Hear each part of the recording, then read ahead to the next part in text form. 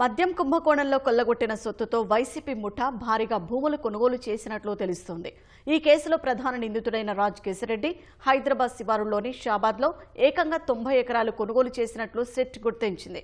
ఈ భూమి విలువ దాదాపు 150 కోట్ల వరకు ఉంటుందని భావిస్తున్నారు.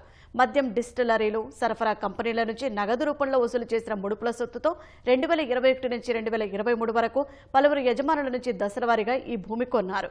అందులో భారీ స్థిరాస్తి లేఅవుట్ వేసి 60 ఎకరాలు ఇప్పటికే పలువురికి అమ్మేశారని సమాచారం. నల్లధనాన్ని వైట్లోకి మార్చుకోవడంతో పాటు ఈ అక్రమార్జనను పెట్టుబడిగా పెట్టడం వల్ల పెద్ద ఎత్తున లాభాలు ఆర్జించినట్లు సిట్ దర్యాప్తులో వెల్లడైంది. ఈ డబ్బంతా ఎటు మళ్లించారు, ఎక్కడికి తరలించారు అనే దానిపై సిట్ వివరాలు సేకరిస్తోంది. విక్రయాలు కాకుండా మిగిలిన 30 ఎకరాలు ఇప్పటికీ రాజ్ కేశిరెడ్డికి సంబంధించిన సంస్థ పేరిటే ఉందని తెలిసింది. ఈ మొత్తాన్ని జప్తు చేసేందుకు అధికారులు ప్రతిపాదనలు సిద్ధం చేస్తున్నారు. మద్యం కుంభకోణం సొత్తుతో రాజ్ కేశిరెడ్డి గచ్చిబౌలి ప్రాంతంలో 326 గజాల స్థలం కొన్నట్లు సిట్ గుర్తించింది. దీని విలువ 15 కోట్లు ఉంటుందని అంచనా. ఈ ఆస్తి జప్తుకు ప్రతిపాదనలు సిద్ధమయ్యాయి.